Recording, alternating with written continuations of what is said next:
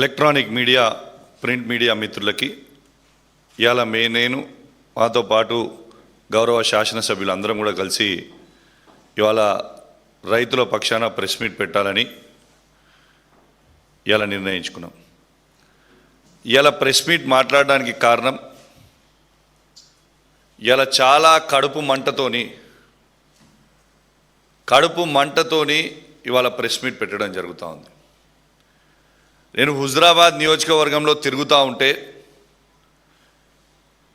రైతుల ఆవేదన చూసి, నా హుజరాబాద్ నియోజకవర్గంలో ఉన్న రైతుల ఆవేదన చూసి, వారి కడుపు మంట చూసి, ఇలా నీళ్లు రాకుంటే వెలవెలలాడిపోతుంటే ఇలా ఎంత ఇబ్బంది పడుతూ ఉంటే, ఇలా ఎట్లయితే హుజరాబాద్ నియోజకవర్గంలో రైతులు ఇబ్బంది పడుతున్నారో ఇలా ఉత్తర తెలంగాణలో ఉన్న రైతులందరూ కూడా ఇలా నీళ్లు లేక చాలా ఇబ్బంది పడుతూ ఉన్నారు. కడుపు మంటతోని మేము ప్రెస్ మీట్ పెడతా ఉన్నాం రైతుల పక్షాన. అయ్యా రేవంత్ రెడ్డి గారు, మీరు సూటిగా సమాధానం చెప్పండి. ఇలా 1,00,000 క్యూసెక్ ఆఫ్ నీళ్లు కన్నేపల్లి పంప్ హౌస్ దగ్గర నుంచి పోతూ ఉన్నాయి, సముద్రంలో కలిసిపోతూ ఉన్నాయి. మీరు ఎందుకు ఎత్తుతలేరో జవాబు చెప్పండి. ఇలా కన్నపల్లి పంప్ హౌస్ నుంచి మీరు ఎత్తుతే అన్నారం బ్యారేజ్ నుంచి సుందిల్లా బ్యారేజు, సుందిల్లా నుంచి ఎల్లంపల్లికి, ఎల్లంపల్లి నుంచి నందిమెడారం నుంచి మిడ్ మానేర్కి, అక్కడి నుంచి ఎస్ఆర్ఎస్పికి, అక్కడి నుంచి కింది డైవర్షన్కి, ఇటు మా కరీంనగర్ నుంచి హుజరాబాద్ మీద నుంచి అటు కోదాడ్ వరకు, ఆ మిడ్ మానేర్ జంక్షన్ కాబట్టి అక్కడి నుంచి ఇటు మెదక్ జిల్లాకు కూడా నీళ్ళు ఇచ్చే అవకాశం ఉన్నా ఇలా సముద్రంలో మీరు నీళ్లు ఎందుకు కలిపేస్తూ ఉన్నారు? తెలంగాణ రైతుల కడుపు ఎందుకు కొడుతున్నాడో ఇలా రేవంత్ రెడ్డి గారు తెలంగాణలో ఉన్న రైతాంగానికి జవాబు చెప్పాల్సిన అవసరం ఉండదని నేను చెప్తా ఉన్నాను. ఇలా కేవలం నువ్వు మాట్లాడిన ఇన్ని రోజు కూలేశ్వరం అయిపోయింది అని ఏవైతే అబద్ధాల ప్రచారం చేసినావో ఇలా రైతులకి తెలిసిపోతుందని ఇలా నువ్వు అది ఆన్ చేస్తలేవు. ఇలా రాజకీయాలు అవసరం లేదు రేవంత్ రెడ్డి గారు, రాజకీయాలు అవసరం లేదు. ఏమైనా రాజకీయాలు ఉంటే మళ్ళా ఎన్నికల కంటే 6 నెలల ముందు రాజకీయాలు చేసుకుందాం. కానీ వాళ్ళ రైతుల కడుపు మీద ఎందుకు కొడుతున్నావు అని మేము అడుగుతున్నాం. ఉత్తర తెలంగాణ రైతుల పక్షాన మేము అడుగుతా ఉన్నాం, వాళ్ళ కడుపు మీద మీరు ఎందుకు కొడుతూ ఉన్నారు? ఇలా రైతులు చేసిన తప్పేంటిది? కేవలం కాంగ్రెస్ పార్టీకి వాళ్ళు ఓటేసి నేను కుర్చీ మీద కూర్చోబెట్టడమేనా ఇలా రైతులు చేసిన తప్పు అని నేను అడుగుతా ఉన్నాను. ఇలా రేవంత్ రెడ్డి గారు, మీ బాధ అంతే ఏంది? ఇవాళ అక్కడ నీళ్ళు ఎత్తుతే ఆ నీళ్లు రైతులకి రేపు యూరియా బస్తాలు ఇవ్వాల్సి వస్తుంది. యూరియా బస్తాలు ఇచ్చి పంట వండిన తర్వాత ఆ పంటకు కొనాల్సి వస్తుంది. ఆ పంట కొనుగోలుతో పాటు 500 బోనస్ ఇవ్వాల్సి వస్తుంది. ఇదంతా లొల్లేంది? నీళ్ళే ఇవ్వకపోతే అయిపోతుంది అని ఒక చిల్లర ఆలోచన ఇలా రేవంత్ రెడ్డి గారు చేయడం చాలా చాలా చాలా బాధాకరం. ఇలా రేవంత్ రెడ్డి గారు, మీరు వెంటనే నీళ్లు ఎత్తాలని మా తెలంగాణలో ఉన్న రైతుల పక్షాన మేము డిమాండ్ చేస్తూ ఉన్నాం. ఇలా కేసీఆర్ గారే ఈ తెలంగాణ రాష్ట్రానికి ఒక రైతే ముఖ్యమంత్రి అయితే ఏ విధంగా ఉంటుంది అనేది ఆ రోజు తెలంగాణ తొలి ముఖ్యమంత్రి అయిన కేసీఆర్ గారు ఇలా అద్భుతమైన కాళేశ్వరం ప్రాజెక్ట్, అంటే ఇది మన దేశంలోనే కాదు ప్రపంచంలోనే అద్భుతమైన Kaleshwaram project, world's largest irrigation ప్రాజెక్ట్ని ఇలా కట్టింది కేసీఆర్ గారు.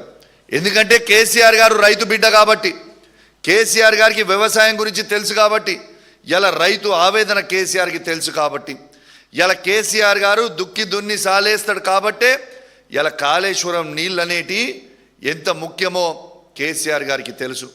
రేవంత్ రెడ్డి గారు, మీరు భూదందాలు చేసుకుంటూ ల్యాండ్లు కొని అమ్ముతాడు కాబట్టి ఇలా మీకు ఆ రైతుల విలువ అర్థమైతలేదు అని నేను చెప్తా ఉన్నాను. ఇలా దయచేసి నేను మా బీఆర్ఎస్ పార్టీ పక్షాన ఇలా ముఖ్యమంత్రి రేవంత్ రెడ్డి గారికి, ఇరిగేషన్ మంత్రి అయిన ఉత్తమ్ కుమార్ రెడ్డి గారికి నేను సవాల్ విసురుతా ఉన్నాను. మేము మా పార్టీలో 28 మంది శాసనసభ్యులు ఉన్నాం. ఆ దొంగలు పోయింది కాక 28 మంది శాసనసభ్యులు ఉన్నాం. మేము 28 మంది శాసనసభ్యులు అందరం కూడా బాధ్యత వహిస్తాం. మీరు కన్నపల్లి పంప్ హౌస్ దగ్గర నీళ్లు ఎత్తండి, ఏ ఒక్క ఇంచ్ అయినా కూడా బ్యారేజ్లకు ఏమైనా ప్రాబ్లం అయితే అన్నారం కానీ సుందిల్లా కానీ ఇంచు కూడా ఏమైనా ప్రాబ్లం అయితే మేము 28 మంది రాజీనామా చేసి మళ్ళా పోటీ కూడా మేము చెయ్యము. నీకు దమ్ముందా మీ ఇద్దరికి సవాల్ యాక్సెప్ట్ చేయడానికి? మేము 28 మంది శాసనసభ్యులం వచ్చి కన్నపల్లి పంప్ హౌస్ దగ్గర కూర్చుంటాం, కొంతమంది అన్నారం బ్యారేజ్ దగ్గర కూర్చుంటాం, కొంతమంది సుందిలా దగ్గర కూర్చుంటాం, కొంతమంది. ఇక రాండి చూద్దాం. అంటే కేవలము రైతులను ఇబ్బంది పెట్టాలనే ఒక ఆలోచనతోని ఇవాళ మీరు ఇబ్బంది పెడతా ఉన్నారు. ఇలా మీరు నీళ్ళు ఎత్తుతలేరు. ఎందుకంటే రేపు నేను చెప్పిన కదా రేవంత్ రెడ్డి గారు బద్నాం అవుతారని. కానీ రేవంత్ రెడ్డి గారు బేసిలకు అవసరం లేదు. మీరు వెంటనే నీళ్ళు ఎత్తండి. రేపు తాగునీటికి కూడా మాకు ఇబ్బంది అవుతుంది. ఇలా నీళ్ళు ఇవ్వకపోతే ఇలా కరీంనగర్ జిల్లా బిడ్డగా నేను మీకు చెప్తా ఉన్నాను, మాకు చాలా ఇబ్బంది అవుతుంది. రేపు వ్యవసాయ నీళ్లు దేవుడి గారు వాడి నుంచి ఎత్తపోతే రేపు తాగడానికి మంచినీళ్ళు దొరికే పరిస్థితి లేదు. ఇది రేవంత్ రెడ్డి గారు గమనించాలని విజ్ఞప్తి చేస్తూ ఉన్నాను. నిన్న మా వర్కింగ్ ప్రెసిడెంట్ కేటీఆర్ గారిని తీసుకొని గంగ్లా కమలాకర్ గారి నాయకత్వంలో కేటీఆర్ గారిని ఆడికి తీసుకుపోయి ఎల్ఎండి లోపల తీసుకొని పోయి ఎల్ఎండి మధ్యలోకి పోయి మొత్తం తిరిగి వచ్చే పరిస్థితి ఉన్నది. చుక్క నీళ్ళు లేవు, కిందికి చాలా ఇబ్బంది అయ్యే పరిస్థితి ఉన్నది. ఎందుకు ఎత్తావు? నీకు ఎవ్వరు ప్రశ్నించినా వాళ్ళని తిడుతున్నావు, మా రక్తం కావాలని అడుగుతున్నావు. బరాబర్ చెప్తున్నాం, మా బీఆర్ఎస్ పార్టీలో ఉన్న శాసనసభ్యులతో పాటు ఈ రాష్ట్రంలో ఉన్న మా ప్రతి బీఆర్ఎస్ పార్టీ కార్యకర్త అందరం కూడా నీకు రక్తం లీటర్లు ఇస్తాం, తీసుకో మా రక్తం. కానీ రైతులకు మాత్రం మాకు నీళ్ళు ఇవ్వాలని మేము ఎట్టు పరిస్థితుల రేవంత్ రెడ్డి గారిని మేము డిమాండ్ చేస్తూ ఉన్నామని చెప్పి ఈ సందర్భంగా తెలియజేస్తూ ఉన్నాను. ఇంకో ముఖ్యమైన విషయం, రేవంత్ రెడ్డి గారి పరిపాలన ఎట్లున్నదంటే, మా మొక్కజొన్న రైతులు మొన్న పంట పండించి వాళ్ళు తీసుకుంటే నేను ఉట్టే గాలి ముచ్చట మాట్లాడతలేను, నేను లిస్టు తీసుకొని మాట్లాడుతూ ఉన్నా. హుజురాబాద్ నియోజకవర్గంలో మక్క రైతులకి పైసలు వేసిండ్రు. ప్రతి రైతుకి 2 బస్తాలు 3 బస్తాల పైసలు తక్కువ వేసిండు. ప్రతి రైతుకి 1200 నుంచి మొదలు పెడితే 2400 రూపాయలు పైసలు తక్కువ వేసిండు. ఇలా మొక్కజొన్న రైతులకి ఎందుకు తక్కువ వేసినావు పైసలు? ఇలా నా నియోజకవర్గంలో నేను జవాబు చెప్పాలని నేను అడుగుతా ఉన్నాను. అంటే ఇది హుజురాబాద్ నియోజకవర్గంలోనే చేసిండ్రు అంటే రాష్ట్రం అంతా మక్క రైతులందరూ కూడా ఇదే పరిస్థితి చేస్తూ ఉన్నారు. పైసలు అసలు పంట పండించిన బత్సాలకి ఎగ్జాంపుల్ చెప్తా ఉన్నాను. ఓ రైతు 300 బత్తాలు పండిస్తే వాళ్ళకి డబ్బులు ఇచ్చింది కేవలం 295 బస్తాలకి. మనకే 5 బస్తాల పైసలు ఎటువైతున్నాయి? ఎవరు కమిషన్ తింటుండ్రు? మరి రేవంత్ రెడ్డి గారు కమిషన్ మీకు వస్తుందా, లేకుంటే మార్క్ఫెడ్ ఎండి గారికా, లేకుంటే అగ్రికల్చర్ మినిస్టర్ గారికా, ఎవరికి పోతా ఉంది? మా రైతులు ఇచ్చిన డబ్బులు, పంట పండించిన డబ్బులు, వాళ్ళ పంట తీసుకొని వాళ్ళకి డబ్బులు వేయడానికి ఎందుకు ఇంత బేసిలకు పోతుర్రు? మొత్తం ఎందుకు వేస్తలేరు? ఖచ్చితంగా దీనికి జవాబు చెప్పాల్సిన అవసరం ఉన్నది.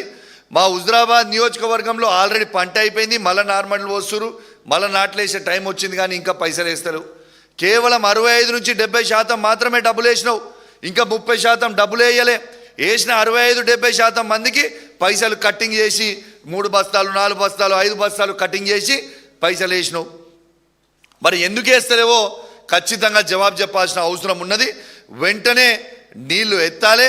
నీళ్లు ఎత్తకపోతే కన్నపల్లి పంప్ హౌస్ దగ్గర నుంచి మీరు నీళ్ళు ఎత్తకపోతే మాత్రం తీవ్రమైన పరిణామాలు ఎదుర్కొనే పరిస్థితి వస్తుందని చెప్పి కూడా ఈ సందర్భంగా తెలియజేస్తూ సెలవు వేసుకుంటా ఉన్నాం. జై తెలంగాణ, జై కేసీఆర్.